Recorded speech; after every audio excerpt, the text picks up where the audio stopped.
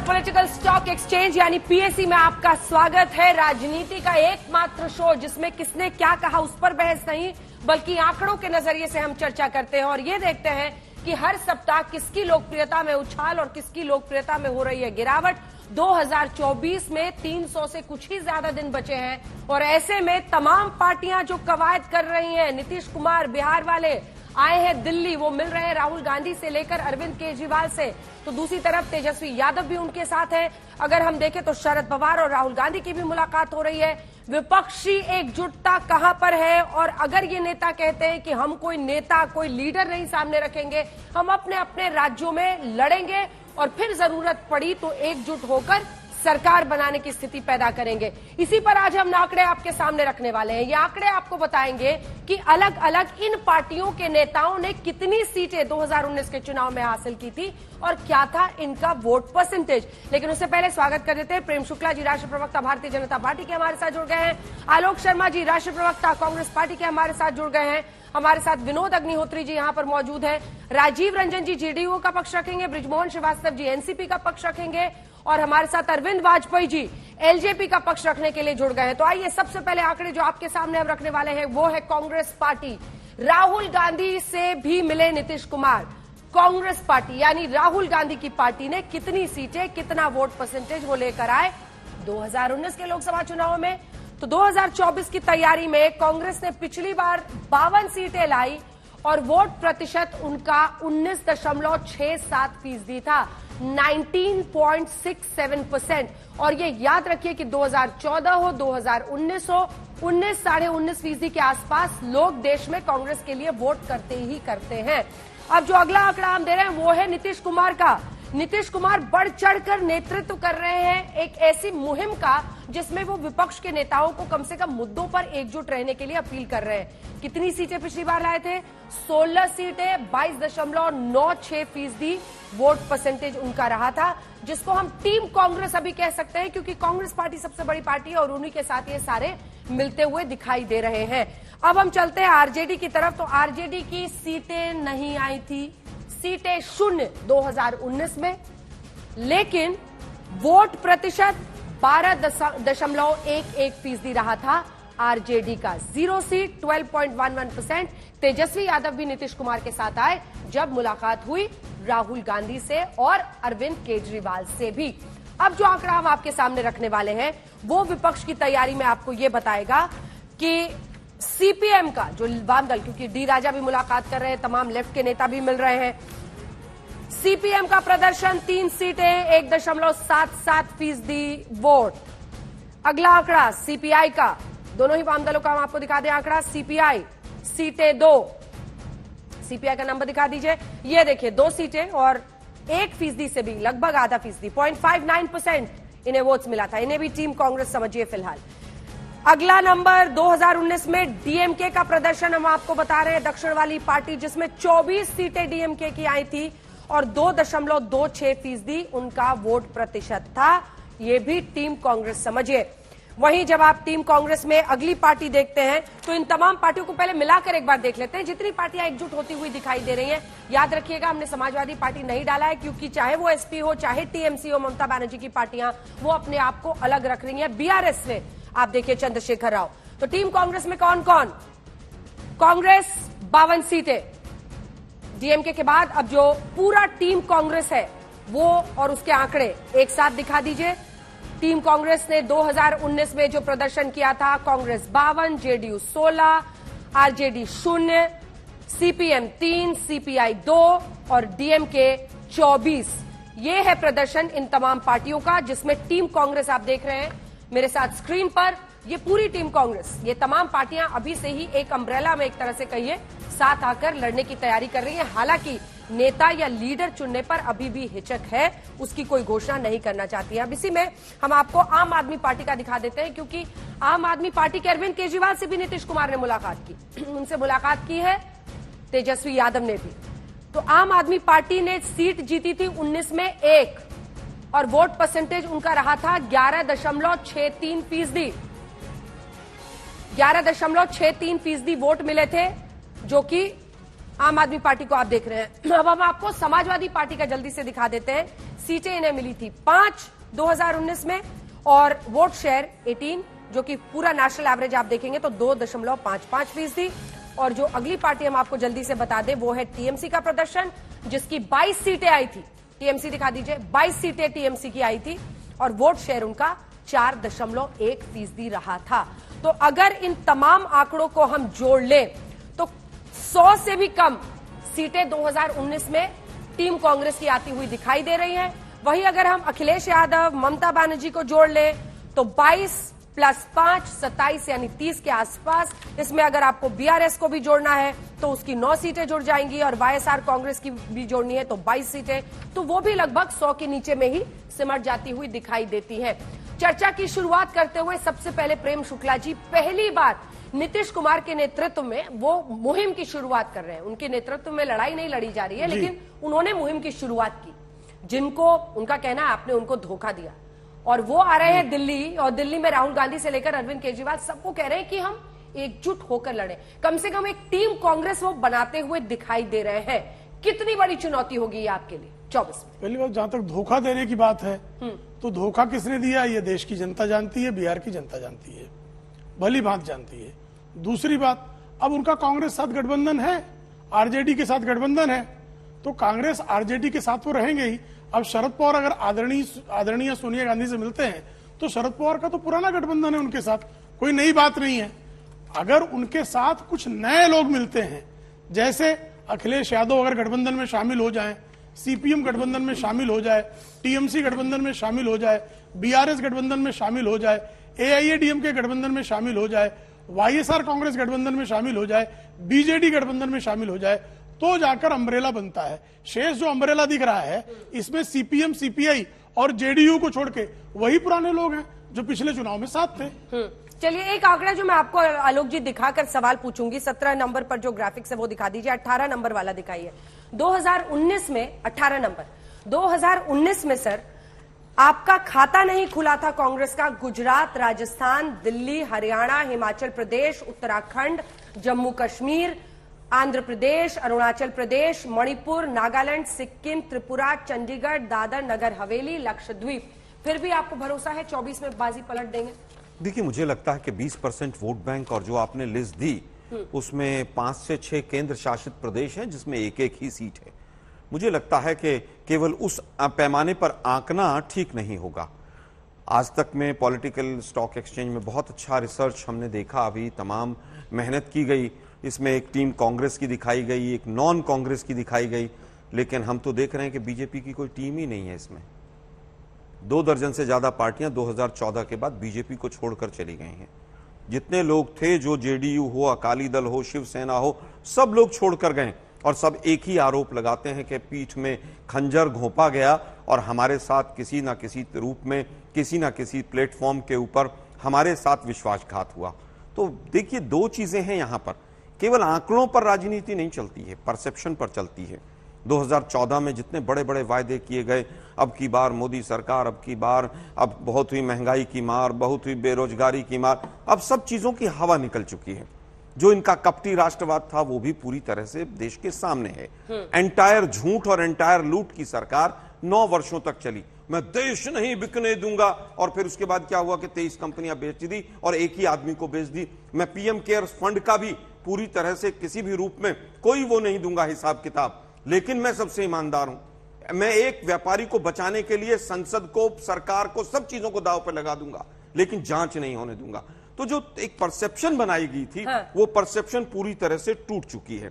आप देखिए, हालत ये है 2019 में भी, अगर आप चुनाव से 4 महीने 5 महीने पहले देखें, जिस समय पर पुलवामा हुआ और मोदी जी ने शहादत के पीछे छुपकर जिस तरह से वोट मांगे, उससे पहले अगर देखें तो कोई उपलब्धि नहीं थी। आज अगर मैं प्रेम भाई से पूछने लगूं कि उपलब्धियां क्या हैं, तो ये कहेंगे 5 किलो फ्री राशन और शौचालय दे दिया। ठीक है, इससे आगे बात मत कीजिए, पूछेंगे। लेकिन बीजेपी को पिछली बार कितनी सीटें आई थी सर आलोक जी? लगभग 300 के करीब, है ना? तो इसीलिए उनके अलायंस का भी सवाल नहीं उठता है, ना वो अलायंस की कोशिश कर रहे हैं, बल्कि उनके साथी बिखर रहे हैं। इसीलिए वो आंकड़े नहीं, विपक्षी एकजुटता, क्योंकि कवायद चल रही है इसलिए उस पर बहस हो रही है। संजीव झा जी हमारे साथ जुड़ गए हैं, नेता आम आदमी पार्टी के। सबसे पहले तो झा जी, आप टीम कांग्रेस में हैं या नहीं है, ये जानना चाह रहे हैं, क्योंकि अखिलेश यादव, ममता बनर्जी एक अलग अलायंस बनाते हुए दिखाई दे रहे हैं। आप किस तरफ हैं? देखिए, बात टीम कांग्रेस की नहीं है। हाँ, ये बात जरूर है कि विपक्ष में एक कवायद है। जिस तरह से आज देश में भ्रष्टाचार का आलम है, जिस तरह से लूट खसोट जारी है और एक कंपनी के हाथ पूरे देश को बेचने की साजिश चल रही है, और जब उसकी जांच की बात आती है प्रधानमंत्री भाग जाते हैं, तो मुझे लगता है देश में कतरे की गरी है। तो ऐसे में विपक्ष जरूर लामबंद हो रहा है, जरूर बातचीत हो रही है, लेकिन मुझे ये लगता है जब टीम कांग्रेस की बात करते हैं तो बात कांग्रेस से भी पूछना चाहिए कि जब इनके यहाँ एजेंसी जाती है तो कहते हैं कि नहीं जी हमारे से बहुत बुरा बर्ताव आता है, जब विपक्ष यहाँ जाता है तो कहते हैं नहीं जी ठीक हो रहा है, हमारे यहाँ तो खूब खुश हो जाते हैं। पूरी विपक्ष कहती है नहीं जी ये ठीक नहीं है, तो कांग्रेस को खुद क्लियर होना पड़ेगा। लेकिन मेरा ये मानना है कि देश में जो हालात हैं वो हालात ठीक नहीं है। जो आपने 75 के दौर देखे थे कमोबेश देश में देखा जा रहा है। अगर प्रधानमंत्री के खिलाफ आप बोल दो तो आप देशद्रोही हो जाओगे, अगर आप उनके मुद्दों पे सवाल पूछ लो तो आप देशद्रोही हो जाओगे, आप FIR हो जाएगा। तो मुझे लगता है कि इस हालात में विपक्ष लामबंद होकर के अगर मैंने सही समझा है तो आप साइड नहीं चुनेंगे, अकेले अपने दम पर लड़ेंगे। हाँ, मुझे लगता है देखिए इस बात एक बात जरूर है कि सभी बातें चल रही है और समय बहुत ज्यादा है। हो सकता है जब समय नजदीक आएंगे कुछ और क्लैरिटी आएगी, बातचीत हो रही है। लेकिन आज जो बातचीत है वो बातचीत है जो अराजकता केंद्र सरकार प्रधानमंत्री जी ने मचा रखा, जो भ्रष्टाचार का आलम है, जो महंगाई का आलम है, जिस तरह से अपने एजेंसीज का मिसयूज कर रहे हैं कि आप बंदूक लगा के पूछ लो, हम या तो हमारे साथ हो नहीं तो जेल जाओ। आज मुझे लगता है जितने भ्रष्टाचारी जिनके कंधे बंदूक रखा और कहा कि हमारे साथ आ जाओ, वो आ गया तो वो ईमानदार हो गया, और जिसने कहा कि नहीं तुम्हारे इस रास्ते से हम डरने वाले नहीं है, वो जेल में है। तो मुझे लगता है कि इस देश में अब एक कवायद जरूर चल रहा है जहां सब विपक्ष इकट्ठा होकर के चुनाव लड़ रहा है। ब्रिजमोहन जी, जिसके बाद में राजीव जी फौरन आपके पास आऊंगी। ब्रिजमोहन जी, आजकल आप भी लगता है रूठे रूठे हैं थोड़े कांग्रेस पार्टी से। देखिए ना, वीर सावरकर पर इतना समझाया गया, चाहे वो शरद पवार जी हो चाहे उद्धव ठाकरे हो उनकी तरफ से, लेकिन बावजूद इसके जब वायनाड पहुंचे तो पोस्टर्स लगे हुए थे कि मैं सावरकर नहीं गांधी हूं, झूठ नहीं बोलूंगा, माफी नहीं मांगूंगा। सावरकर जी का मुद्दा तो खत्म हो गया है और उस पर अब आगे कोई बात की जरूरत भी नहीं है। जो वहां के स्थानीय विधायक ने किया है, कई बार नीचे के जो कार्यकर्ता रहते हैं वो उस बात को समझ नहीं पाते, उन तक मैसेज नहीं पहुंचता, तो वहां पे कांग्रेस ने अपने ढंग से उनको समझा दिया है। और मुझे लगता है कि अडानी अंबानी का मुद्दा सर नहीं है, अडानी अंबानी वाला मुद्दा उसपे भी बात बहुत स्पष्ट हो चुकी है। शरद पवार साहब ने अपने अनुभव की बात की थी, लेकिन अगर हमारे साथी नहीं चाहते हैं हम उस बात को आगे क्यों बढ़ाएंगे। और इस बात को स्पष्ट किया शरद पवार जी ने, ना से अगर हमारे साथी हमारे जो गठबंधन के साथी हैं यदि मेरी बात से कोई ठीक है। और पीएम की डिग्री मांगने का मुद्दा है, पीएम की डिग्री मांगने का मुद्दा जो मांग रहे हैं, उन्होंने उसकी शुरुआत की है, हमने उनको रोका नहीं, वो बिल्कुल मांग सकते हैं, उसके लिए वो कोर्ट पे जा सकते हैं, उनको अपनी कार्रवाई करनी है। तो ये मुद्दा हम लोगों ने नहीं मांगा है, जिन पार्टियों ने मांगा है हमने उनको रोका भी नहीं है। तो इसका मतलब सीधा है कि जब हमने रोका नहीं तो मतलब हमारा मुक्त उनको नहीं रोका नहीं, लेकिन शरद पवार जी ने कहा था ये कोई मुद्दा नहीं है, इससे बड़े मुद्दे देश में इंतजार करते हैं। मैं आपको स्पष्ट कर दूं, आदरणीय शरद पवार जी ने नहीं कहा, ये आदरणीय अजीत पवार साहब ने कहा था, उनसे प्रेस कॉन्फ्रेंस में पूछा गया था, तो उन्होंने जो बात की थी बिल्कुल लॉजिकल थी। उनका कहना यह था कि जब हम आवेदन जमा करते हैं इलेक्शन का नॉमिनेशन, उसमें ये कहीं पे नहीं है कि आदमी का पढ़ा लिखा होना जरूरी है। 2014 का जब इलेक्शन हुआ था तो उसमें कोई आदरणीय मोदी जी की डिग्री के ऊपर कोई चुनाव नहीं हुआ था। तो ये तो हकीकत है, हकीकत बोलने का मतलब थोड़ी कि कोई हम किसी से नाराज हो गए या हम गठबंधन से दूर जा रहे हैं। मैं अंजना जी को बात कहना चाहता हूँ, हिंदुस्तान में देखिए कि दो ही मुद्दे होंगे, एक होगी टीम बीजेपी और दूसरी होगी anti team BJP. Anti team जो बीजेपी होगी उसमें मैं सोचता हूँ कि करीब करीब अधिकतर राजनीतिक दल आएंगे। उसके पीछे कारण है कि जिस तरह से भारतीय जनता पार्टी की सरकार और भारतीय जनता पार्टी इस देश में राजनीतिक पार्टियों के वजूद को समाप्त करने की जो साजिश कर रही है, उसके खिलाफ अगर सारे लोग एक नहीं होंगे तो इस देश में सबसे बड़ी समस्या तो डेमोक्रेसी की आने वाली है। तो आज ये जरूरत है कि जितने भी लोग जो भारतीय जनता पार्टी की इस चाल चरित्र चेहरे और कार्य प्रणाली से असहमत है, उन सारे लोगों को एक होना पड़ेगा, एक हो रहे हैं। और मुझे नहीं लगता कि इसमें किसी प्रकार का कोई संशय है या इसमें किसी प्रकार का भ्रम हमारे गठबंधन साथी होंगे। राजीव रंजन जी, अब आपके पास आते हुए नीतीश बाबू जो प्रयास कर रहे हैं उसमें अंत गोल क्या है? क्योंकि देखिए एंटी बीजेपी तो समझ में आता है, लेकिन ऐसी कई सीटें होंगी जहां पर यही पार्टियां आपस में एक दूसरे के सामने लड़ रही होंगी, या समझौता होगा कि हम एक दूसरे के खिलाफ नहीं लड़ेंगे। क्योंकि फायदा तो तभी होगा ना जब ये तमाम पार्टियां एक दूसरे के खिलाफ नहीं लड़े, वरना वोट बटेगा, फायदा किसको होगा सबको पता है। देखिए नीतीश कुमार जी की कोशिश राजीव जी। लगातार बिहार में महागठबंधन की सरकार बनने के साथ जी दिल्ली में फिर से वापसी नरेंद्र मोदी जी और भारतीय जनता पार्टी की नहीं, ये उनकी लगातार रही और इस दिशा में पहले भी उन्होंने देश के अलग अलग राजनीतिक दलों से बातचीत की थी। लेकिन ये जो पिछले 48-72 घंटे की जो गतिविधियां हैं, निसंदेह जो बार बार नीतीश कुमार जी बोलते थे कि यहाँ एक मेन फ्रंट की जरूरत है, तो उस मेन फ्रंट की जो बुनियाद है वो इस पूरी कवायद से पड़ चुकी है।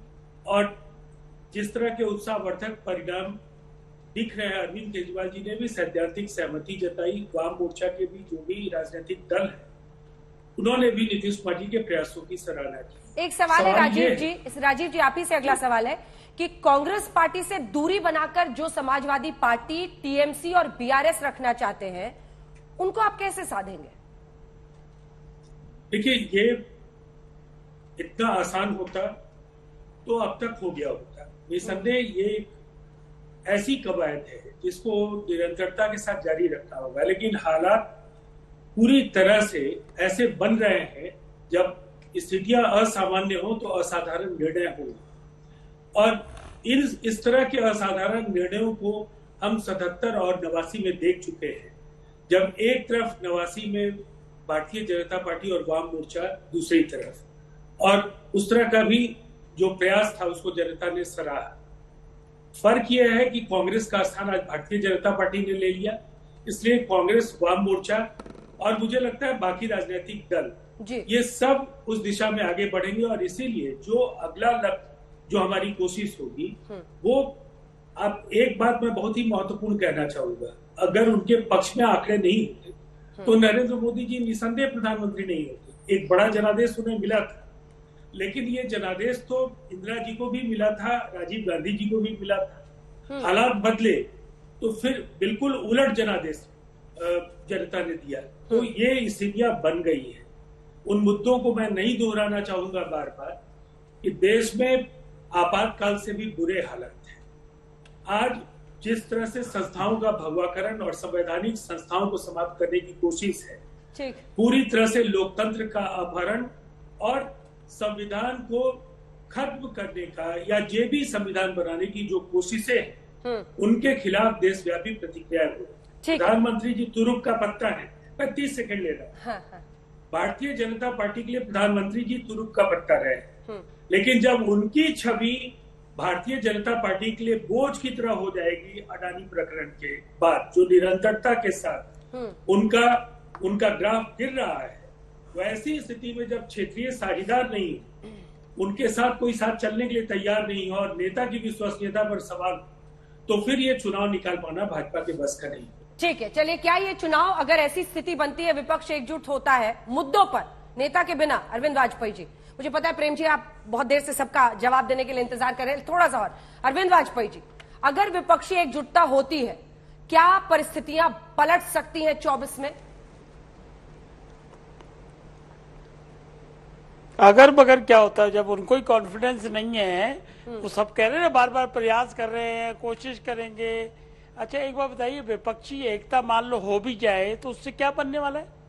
विपक्षी एकता के बाद जो दूसरी हर्डल होती है वो हर्डल है सीट एडजस्टमेंट की, यानी एक के सामने एक, तो वो कैसे पॉसिबल है? वो तो आप वर्ड समझ लीजिए इम्पॉसिबल वर्ड है, क्योंकि कांग्रेस जो सबसे बड़ी पार्टी है उसको अपना रिवाइवल करना है। उसमें तीसरी हर्डल यह है कि प्रधानमंत्री कौन है। अभी तो हमारी बातचीत हो गई है, प्रयास जारी है, विपक्षी एकता होगी। देखिए, विपक्षी एकता इनकी जरूर होगी, इसमें कोई दो राय नहीं है, लेकिन वो एकता जेल में होगी। भ्रष्टाचार के नाम पे जितने लोग जेल जा रहे हैं और जिन्होंने भ्रष्टाचार किया है वही जेल जाता है, पाक साहब आदमी नहीं जाता है। तो जेल में एकता होगी, लेकिन उससे भी कुछ बनने वाला नहीं है। एकता तो मजबूरी हो गई है इनकी, अगर एकता नहीं करेंगे तो कैसे? क्या कह रहे हैं ये अल्टीमेटली कह रहे हैं कि मोदी को हटाओ। तो मोदी को क्यों हटाओ? क्योंकि वो भ्रष्टाचार की लड़ाई छेड़ रखी है उसने। भाई, भ्रष्टाचार की लड़ाई छेड़ना कहाँ गलत है? और एकता तो अभी आपने देखी थी, हो गई थी 19 पार्टियों की, जब सुप्रीम कोर्ट बकायदा पिटीशन साइन करके गए थे और कह रहे थे जी बेल के लिए हमारे लिए अलग कानून बना दो। इन्वेस्टिगेशन हो तो हमारे घर पे सोफे के आके बैठ के हो जाए। फिर कह रहे थे रिमांड जो है ना जी, उसके भी चेंज कर दो, रिमांड का चक्कर न रहे। तो एकता तो स्टेब्लिश हो गई है। लेकिन हमारा सिर्फ मानना ये है कि मोदी के सामने अगर लड़ना होगा तो विकास पे आपको बात करके जवाब देना होगा। क्या रोड मैप है आपके पास? देखिए, वो तो 80 करोड़ को दे रहे हैं, फ्री में दे रहे हैं, क्या तोड़ है आपके पास? अच्छा, ये राहुल गांधी ने पिछले इलेक्शन में, आप याद करिएगा, उन्होंने एक स्कीम बना के दी थी कैलकुलेशन करके कि 72,000 रुपए हम साल के देंगे या जो भी फेयर थी। लेकिन जनता ने यकीन नहीं किया कि जो हमको दे रहा है हम उसको कैसे छोड़ देंगे। तो ये सारी हर्डल कैसे पार होंगी, इसका जवाब पूछ लीजिए किसी से। अगर कोई जवाब हो उनके पास, हाँ, इनके पास एक जवाब है कि प्रयास कर रहे हैं जी, प्रयास कर रहे हैं, कोशिश जारी है और कुछ ना कुछ जरूर हो जाएगा। तो हमारा बड़ा साफ मानना है कि विपक्षी एकता हो ना हो उससे कोई फर्क पड़ने वाला नहीं है। मोदी की जो नीतियां चल रही हैं, जो विकास के काम किए, वो गिनाएंगे और जनता उनके पक्ष में खड़ी है और जनता उनको 2024 में फिर दोबारा। ठीक है, विनोद अग्निहोत्री जी, एक कमेंट आपसे लेने के बाद, जी एक कमेंट लेने के बाद आगे बढ़ूंगी। लीडर नहीं डिक्लेयर करेंगे, लेकिन हम अपने अपने दम पर मोदी सरकार के खिलाफ चुनाव लड़ेंगे और फिर सरकार बनाने की हमारी नौबत आएगी। इस दावे में कितना दम है विपक्षी नेताओं के, और क्या ये मुमकिन हो पाएगा? नहीं, देखिए, विपक्षी एकता में भी कई सारे पेंच हैं और अभी शुरुआत हुई है, जैसा कि राजीव रंजन भी कह रहे हैं, आलोक जी कह रहे हैं, लेकिन पेंच बहुत है, इनको सुलझाना आसान नहीं है। कैसे सुलझेंगे आने वाले दिनों में पता लगेगा। कांग्रेस का परफॉर्मेंस क्या होता है स्टेट इलेक्शंस में, इससे उसकी हैसियत भी तय होगी। सबसे महत्वपूर्ण पेंच है जो भी, देखिए, विपक्षी एकता किसी या तो एक नेता के साथ होती है या एक मुद्दे के साथ होती है। नेता की स्थिति में अभी स्थिति साफ नहीं है, विपक्ष का नेता कौन होगा। मुद्दा जो है, कौन सा ऐसा मुद्दा है जो नरेंद्र मोदी की सरकार के खिलाफ विपक्ष को गोलबंद करे। 77 में विपक्षी एकता इंदिरा गांधी की तानाशाही के खिलाफ हुई थी, लोकतंत्र का एक बड़ा मुद्दा था। 89 में जो है, जो बोफोर्स का भ्रष्टाचार था, वो एक बड़ा मुद्दा बना और तब विपक्षी दल एक साथ हुए।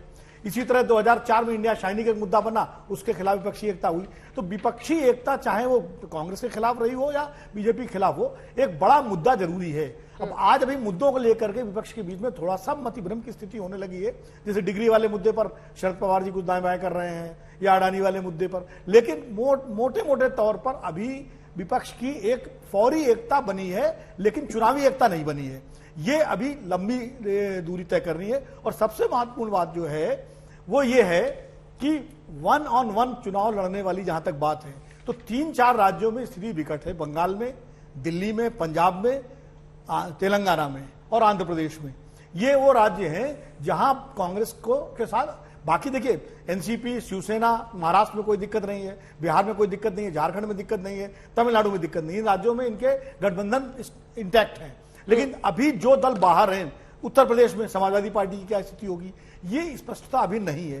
ये नीतीश कुमार जी जो इस वक्त सबसे वरिष्ठ नेता है, उनको इस वक्त 2 रोल निभाने हैं, चौधरी देवीलाल का भी और हरिकिशन सिंह सुरजीत का भी। और तब वो एक घाट पर पानी अगर सबको पिला पाने में कामयाब हुए तो फिर तस्वीर आगे बढ़ेगी। बड़ा मुद्दा वो कह रहे हैं, एक मुद्दे पर तो प्रेम शुक्ला जी पूरा विपक्ष एक ही बात कहता है जी कि आप लोग एजेंसियों का दुरुपयोग कर रहे हैं, संस्थाओं का भगवाकरण, जैसा कि राजीव रंजन जी ने कह दिया, और लोकतंत्र कमजोर हो रहा है इस देश में।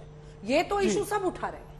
देखिए, राजीव रंजन की जी के साथ जो संकट है कि हमें 2015 तक, 2012 से 2015 तक हम भगवाकरण कर रहे थे, हम अलोकतांत्रिक थे, असंवैधानिक थे।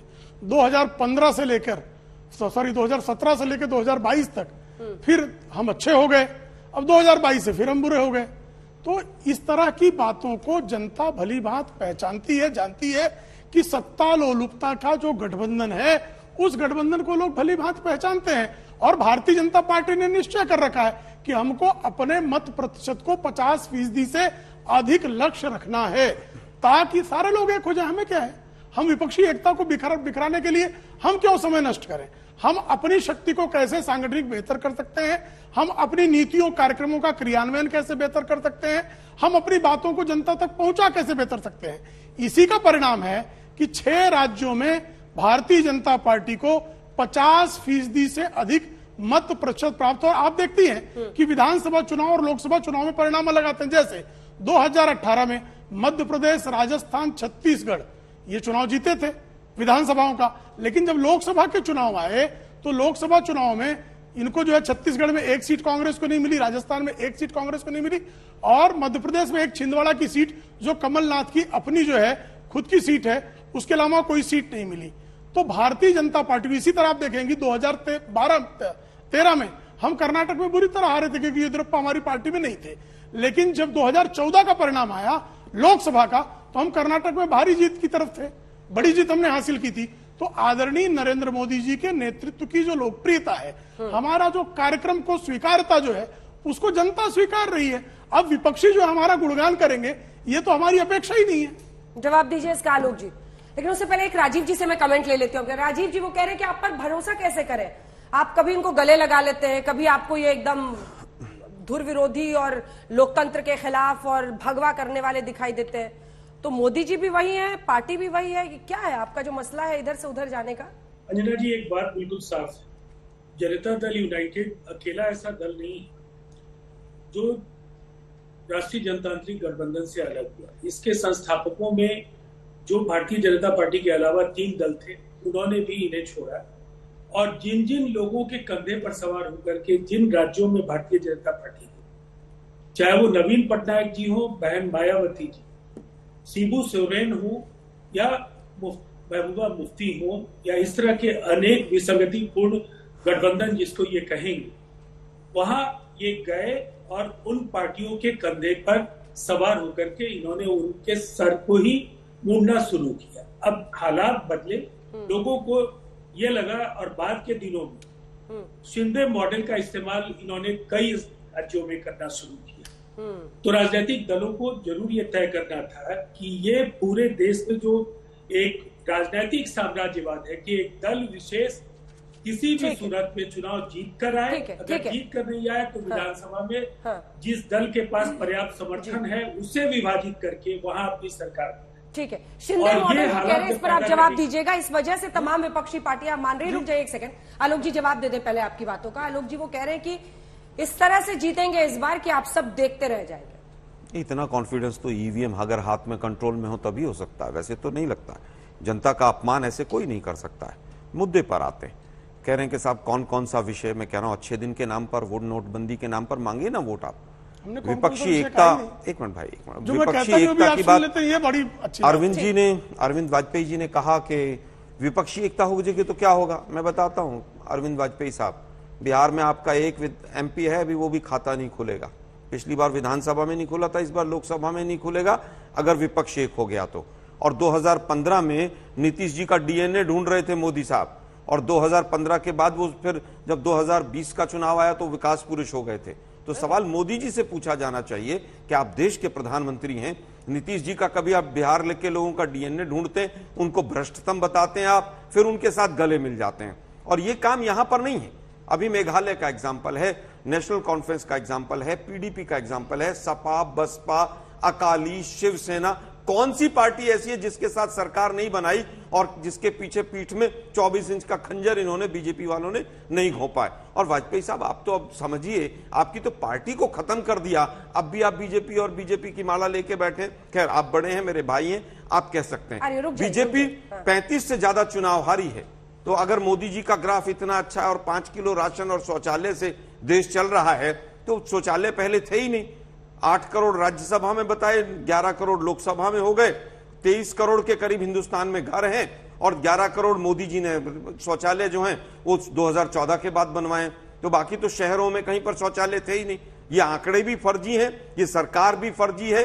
और जिस तरह से तमाम चीजें हुई हैं, 2019 के बाद गंगा जी में बहुत पानी बहा है, और जिस तरह से कोरोना का मिसहैंडलिंग हुआ, तमाम चीजें हुई हैं। आज महंगाई किस चरम पर है, बेरोजगारी किस चरम पर है, तमाम मुद्दे हैं। और शायद ये सरकार अभी भी अहंकारवश इन चीजों को नहीं देख पा रही। वाजपेयी जी, आपका जवाब।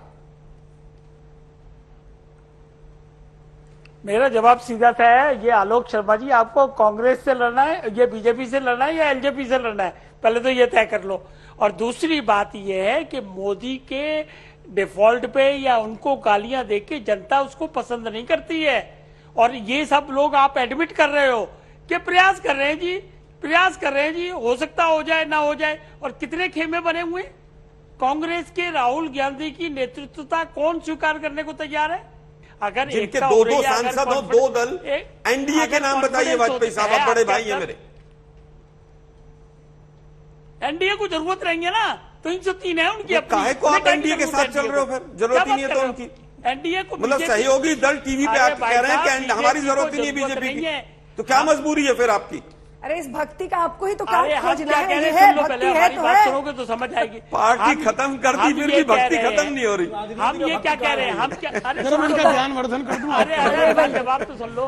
पूरा कर रहे हैं 2 लाइन में। हम इसके तो अंदर मोदी जी को मोदी जी के कामों की भक्ति करते हैं। मोदी जी का जो राष्ट्रभक्ति है, मोदी जी का जो विकास है, उसको हम कर रहे हैं। कपटी राष्ट्रवाद है, नकली हिंदुत्व है और फर्जी डिग्री है। अपनी चिंता करिए ना। किसकी वकालत कर रहे हैं आप? 271 भी रह गए तो आरएसएस सबसे पहले लेके आएगी कि डिग्री फर्जी है। अरे पहले सबसे पहले आरएसएस निकल के आएगी। पहले आरएसएस भी चाहती है फर्जी डिग्री का कि मुद्दा मोदी है जी कि को नहीं, हटाया जाए। अडानी का मुद्दा है कि नहीं, ये क्यों नहीं है मुद्दा जो भाई अडानी का? लोकतंत्र कमाल के कर रहे मिसयूज हैं। नहीं 50 करते lakh freedom of crore speech रुपया का। एक दिन में उड़ आप- जाता आप- है। आप भी सोचिए समझदार 2024 में हमारी जब फर्जी सरकार डिग्री आएगी, किसकी है? 100 आपको ईडी मालूम और है फर्जी सीबीआई डिग्री के है? अधिकारी जय अडानी साहब, के कार्यालय में बोलने घुसेंगे, दीजिए। अब आपने तब पूछा क्या कि होगा? जवाब तो सुनिए, जवाब तो सुनिए। 2 लाइन में पूरी कीजिए बात अरविंद जी। हम ये कह रहे हैं कि ये लोकतंत्र में फ्रीडम ऑफ स्पीच को मिसयूज कैसे कर सकते हैं? फर्जी डिग्री है। अमित शाह जी ने और कौन सा थे मैं भूल गया, प्रेस कॉन्फ्रेंस करके डिग्री दिखाई है, ऐसे नहीं दिखाई है। राफेल पे भी आपने कितना शोर मचाया। देश के प्रधानमंत्री की डिग्री लॉ मिनिस्टर और होम मिनिस्टर को लाके रखनी पड़ रही है, इससे ज्यादा बड़ी क्या विडंबना होगी? 35 साल बाद तो पता चला शादीशुदा। प्रेम शुक्ला जी, अगर आपके पास तथ्य हो ना तो अमित शाह जी और अरुण जेटली जी ने दिखाई थी। हाँ। अभी इन्होंने पूछा कि एक एनडीए के पार्टनर का नाम बताइए जिसके पास 2 से अधिक सीटें हो। 2 नाम बताइए कहा था इन्होंने। एक शिवसेना है, 13 सांसद हमारे साथ हैं। ये तो बाद में बनी है ना भाई। अरे भाई शिवसेना हमारे साथ थी वो और तो है। खरीदे थे आपने। क्या 50 मतलब है? ओके, एकदम ओके। अंजना जी ये सबको हार्म नहीं करने के लिए बुलाया है। पीछे रहिए, अंजना रुक जाए, जी, रुक जाए, बोलिए। अंजना जी, बोलिए, बोलिए। 13 सांसद शिवसेना के साथ हैं। हमारी एक साथी अपना दल है, 2 सांसद उसके हमारे साथ हैं, सबको पता है। इसी तरह से जो है लोक जनशक्ति पार्टी का एक जो धड़ा हमारे साथ है, उसके 4 सांसद हैं। दोनों धड़े आपके साथ हैं। हाँ, दोनों धड़े नहीं है जो हमारे सरकार में शामिल है। यही तो हम सरकार में से शामिल पूछ रहे हैं, है। कौन और सी आने पार्टी वाले है? और हमारी लोकप्रियता को हमारे साथ और आएंगे लोग। ऐसा थोड़ा है कि कांग्रेस राहुल गांधी के साथ रह के शरद पवार उनके मंच तक पर नहीं जाते, अपमानित करते रहे हैं। एक बार नहीं, 2-2, 3-3 बार हुआ है। लेकिन इनका मजबूरी है, अब रोज अपमानित हो फिर भी पकड़े रहते हैं। लगे रहो राहुल भाई, लगे रहो। लेकिन ये वाली तस्वीर जरा दिखाइएगा। इस तस्वीर पर बड़ी चर्चा हो रही है जब तेजस्वी यादव से मिल रहे हैं अरविंद केजरीवाल। एक वक्त पर लालू जी और भ्रष्टाचार के मुद्दे पर बहुत सारे प्रश्न उन्होंने खड़े किए थे। इसमें नीतीश कुमार के साथ है, ये अलग तस्वीर है तेजस्वी यादव के साथ। क्या अब आपको सभी नेता जिस पर एक वक्त पर भ्रष्टाचार के मुद्दे पर आपने उंगली उठाई थी वो सब कबूल है? क्योंकि आप और आपके कई नेता, संजीव झा जी, आपकी पार्टी के जेल में है इस वक्त। देखिए, आपको देखना पड़ेगा कि वर्तमान में चुनौती क्या है। आज इस देश में जनतंत्र बचेगा या नहीं बचेगा। मुझे यह लगता है कि इस देश को में जनतंत्र बचाने की भी ये लड़ाई है।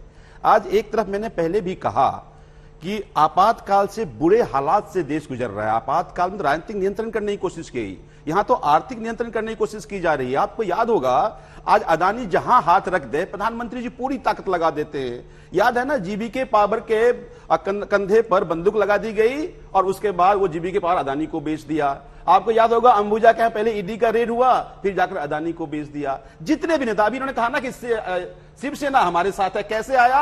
एकनाथ शिंदे के कंधे पर बंदूक रख दिया, उनके साथ आ गए। बस एक सवाल का सिंपल सवाल है, अब सब कबूल है, सारे कबूल है, चाहे आरोप है उन पर नहीं है, पुराने आरोप है जिनके खिलाफ आपने बोला वो सब कबूल है? नहीं, मुझे लगता है कि आपको यह तय करना पड़ेगा कि देश इंपॉर्टेंट है, बड़ा मुद्दा क्या है। आज बड़ा मुद्दा यह है कि देश एक तरफ आपातकाल की तरफ जा रहा है। एक व्यक्ति जो देश की गद्दी पर बैठा, उसको इतना अहंकार हो गया, उसको लगता है जो मैं चाहूं वो कर लूंगा। आप याद कीजिए ना, 14 में क्या कहा था, बहुत भी महंगाई की बात। अब की बार मोदी सरकार क्यों भूल गए? मैं चुनौती देता हूं, महंगाई के मुद्दे पर चुनाव लड़ ले। इन्होंने क्या कहा था, बहुत हुआ रोजगार का बुरा हाल, अब की बार मोदी सरकार क्यों रोजगार की बात करते हैं? अब बहुत भ्रष्टाचार का बुरा हाल, अब की बार मोदी सरकार क्यों नहीं अदानी पर रेड करते हैं? ये क्यों नहीं अदानी की जांच कराते हैं? ये मुझे ये लगता है कि जिन जिन मुद्दों पे आए थे, आज महंगाई का, बेरोजगारी का, भ्रष्टाचार का, सबसे भ्रष्ट मुझे लगता है ये 5 साल का तंत्र इनका, शासन इनका रहा है। तो अब लगता है कि मिलकर के ये देश बचाए, ये जनतंत्र बचाए, और इसलिए आपस में बातचीत हो रही है। आलोक जी, आपको वो कबूल है? अन्ना आंदोलन से शुरुआत हुई थी, आप ही की सरकार को ढहा उन्होंने, 2G 3G जो ये पूरा मामला चला, कोयला घोटाला, आप लोगों के खिलाफ सबसे बुलंद आवाज करके तख्ता पलट में उस वक्त आम आदमी पार्टी की ही कोशिशें थी। कबूल है आपको अब्बू? देखिए, अभी तक 9 वर्ष का जो इतिहास रहा है उसमें कहीं ना कहीं अभी भी आम आदमी पार्टी ने बीजेपी की मदद की है तमाम मौकों पर। आप गुजरात में बार बार ये बताते थे। मैं फिर कहूंगा कि चाहे वो 3 काले कानून हो और चाहे कोई भी विषय रहा हो, हाँ? बीजेपी की मदद करने में इन लोगों ने कहीं पर कोई कसर नहीं छोड़ी है। फिर भी आज जो हालात हैं, हाँ? उसके अनुसार अगर कोई एक कॉमन प्लेटफॉर्म पर आता है तो सभी का स्वागत है। और हम ये भी नहीं कह रहे कि कांग्रेस की छतरी के नीचे ही आए आप, सब लोग मिलकर काम करें। लेकिन बीजेपी बताए, इसी आज तक के स्टूडियो में जो चक्की पिसिंग एंड पिसिंग एंड पिसिंग होते थे, ये वाजपेयी साहब भ्रष्टाचार की बात कर रहे हैं, वो 7 बजे शपथ ले लेते हैं। भ्रष्टतम सरकार है आज तक की। भ्रष्टाचार के इंडेक्स में अगर आप किसी कार्यालय में चले जाइए, आज जो हालत है, पिगेसेस लगाएंगे लेकिन सुप्रीम कोर्ट के साथ कॉपरेट नहीं करेंगे। सीबीआई के डायरेक्टर का रात को 2 बजे कार्यालय बंद करवा देंगे, कहीं एफआईआर ना हो जाए सुबह। आज हालत यह है कि भ्रष्टतम सरकार है।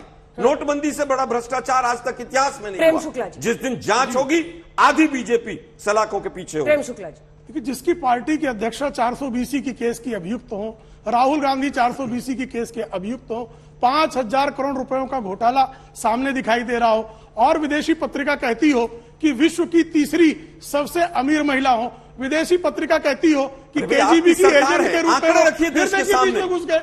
मैं इनको शांति से सुनता हूं। विदेशी पत्रिकाओं पर तरीका है, पूरा कर लेना। अंजना जी, क्या आप भी तरीका प्रहार है? कर रहे हैं आलोक जी, वो तो बीच में नहीं बोल रहे। इनका धैर्य क्यों चले जाता है? खराब नहीं, नहीं, आलोक जी, पत्रकारों पे आलोक सरकार जी, ये ना अभी क्यों इतना परेशान हो रहे हैं? आप हिंडनबर्ग को पकड़ते हैं, लपकते हैं बीबीसी को, आप हम ये जांच कह रहे की हैं। बात कर अच्छा रहे हैं। रुकिए। अब सुनिए, उसी तरह से केजीबी का पूर्व अधिकारी अपने मेमोयर में लिखता है कि श्रीमती सोनिया गांधी इंदिरा गांधी के घर में केजीबी के एजेंट के रूप में काम कर रही थी। डॉक्टर सुब्रमण्यम स्वामी कह रहे थे कि उनका सर्टिफिकेट जो है वो अंग्रेजी का डिप्लोमा लेके आई थी, फर्जीवाड़ा चाहिए। डॉक्टर सुब्रमण्यम स्वामी का आरोप, मेरा नहीं है। एंटीक की स्मगलिंग का इनके ऊपर आरोप है। अब ये भ्रष्टाचार बात करें, भ्रष्टाचार पर जब कार्रवाई हो तो ये जो है ईडी के दफ्तर पे मोर्चा निकालने चले जाएंगे, ये कोर्ट जाएंगे तो पता लगा कि सारे 3-4 मुख्यमंत्री लेके जाएंगे। अरे मेरे भाई, आपको भ्रष्टाचार के सब जो एजेंसियों के सवाल है उनका जवाब देना। एजेंसियां गलत सवाल पूछती हैं, कोर्ट से रिलीफ मिलती है, सबूत सामने है, जेल के बाहर खड़े हैं, और जो जिनको चक्की पीसिंग कर रहे हैं वो आपके अपोजिशन लीडर हैं। अगर वो भ्रष्टाचारी हैं तो आपके नेता कैसे हैं? अजीत पवार, जरा पूछ लीजिए राहुल गांधी से कि अजीत पवार को नेता क्यों माना। और जिन शरद पवार को दाऊद इब्राहिम का साथी अर्जुन सिंह बताते थे, विनोद जी आपको तो याद होगा, आलोक तोमर के इंटरव्यू में कहा था, वही शरद पवार आपके सबसे करीबी हैं। तो आपका तो कितनी बार अभी आप केजरीवाल पे एक तरफ कहते हो हमारी बी टीम है, दूसरी तरफ उनके एकदम कंधे में, कमर में हाथ डालने के लिए बेताब है आप साहब। आपकी ये दशा जो है ये बताती है कि कांग्रेस अंतिम सांसें गिनने के करीब है। ठीक है आलोक जी, एक छोटा सा जवाब, उसके बाद मैं आपके पास आ रही हूँ ब्रिजमोहन। मुझे लगता है कि जितने वाजपेयी जी ने भी कहा कि जेल में सारे एकजुट होंगे, बाहर नहीं हो पाए। देखिए, कहने की तो 9 साल हो गए, अभी तक सरकार पकौड़े तल रही है। प्रिलिमिनरी इंक्वायरी चल रही है 10-10, 12-12 साल से, और सुब्रमण्यम स्वामी जी तो कह रहे हैं कि होम मिनिस्टर जो होम मिनिस्टर के लायक ही नहीं। क्या उससे भी सहमत हैं क्या उस वक्तव्य से आप लोग? आज मुद्दा यह है कि आपने जो वायदे किए थे उसमें क्या क्या किया। मैं आज तक के स्टूडियो में पहला सवाल एक पूछता हूं, मोदी जी ने कोई एक जांच शुरू की हो भ्रष्टाचार की और उसको कंप्लीट कर दिया हो और उसमें 2 लोग कन्विक्ट हो गए हो, पूरा पैनल है, कोई भी एक जांच बताइए। हमने तो 2G में भी लोगों को जेल में डाला, आपने क्लीन चिट दी, उसके बाद आपने तमाम चीजों के जो सवाल उठाए, दामाद श्री पुस्तक आई, क्या हुआ उसका? भ्रष्टाचार क्योंकि आपके रग रग में बसा है। तमाम जो मेहुल भाई और सब लोग हैं उनको बाहर आप लोग छोड़ के आए हैं। ठीक है, छोटा सा रिस्पांस प्रेम जी। क्या ये सच नहीं है? नहीं, आप मुझे बताइए, मेहुल भाई को लोन किसके कार्यकाल में मिला? नीरव को लोन किसके कार्यकाल में मिला? विजय मल्होत्रा ने थैंक यू लोन के लिए किसको बोला? डॉक्टर मनमोहन सिंह जांच कर रहा है। फिर मोदी जी के शासनकाल में बहुत बुरी आदत है भाई। विजय मल्होत्रा को बाकायदा डॉक्टर मनमोहन सिंह को विजय मल्होत्रा ने फिर बोलने लगे अरुण जेटली साहब, ये क्या तरीका है? विजय मल्होत्रा को ने बाकायदा पत्र लिखकर डॉक्टर मनमोहन सिंह को थैंक यू बोला कि एसबीआई मुझे लोन नहीं दे रही थी, आपने दिलवा दिया। क्योंकि श्रीमती सोनिया गांधी के टिकट अपग्रेड होते थे, फोन पर फोन बैंकिंग शुरू की, उन लोगों से उल्टा 20,000 करोड़ रुपए की कांग्रेस पर ही आरोप लग रहे हैं। 9 साल के बाद भी कांग्रेस पर आरोप लग रहे हैं। मोदी का दम या विपक्ष एक साथ, वो क्या आपको चलता हुआ दिखाई दे रहा है? छोटा सा देखिए, जहां तक मोदी के दम की बात है तो उसमें तो किसी को शक नहीं है। एनडीए सरकार और मोदी सरकार के एकमात्र नेता, star campaigner, super star campaigner, तुरुप का पत्ता, ट्रंप कार्ड, जो भी कह लीजिए, प्रधानमंत्री नरेंद्र मोदी हैं। विपक्षी एकता की शेप क्या बनती है पहले तो ये देखना पड़ेगा। ठीक है। विपक्षी एकता अगर वाकई वन ऑन वन हो जाती है तो बीजेपी के लिए टफ सीट होगा। वाइज कुछ अगर अरेंजमेंट अगर सीट अरेंजमेंट हो जाता है तभी कुछ हो एक चीज पाए। अंजना जी, हाँ, एक जल्दी, लाइन जल्दी। एक सबसे बड़ा सवाल ये है कि चुनाव के बाद अगर हंग पार्लियामेंट की स्थिति बनती है तो सिंगल लार्जेस्ट कौन होगा? तो सिंगल लार्जेस्ट अगर बीजेपी होगी तो उसकी सरकार बनाई जाएगी, और अगर कोलेशन प्री पोल होगा तभी वो सिंगल लार्जेस्ट माना जाएगा। इसी के ये साथ बात आप सभी का बहुत धन्यवाद हमारे साथ पॉलिटिकल स्टॉक एक्सचेंज में जुड़ने के लिए। देश दुनिया की बाकी खबरों के लिए देखते रहिए आज तक।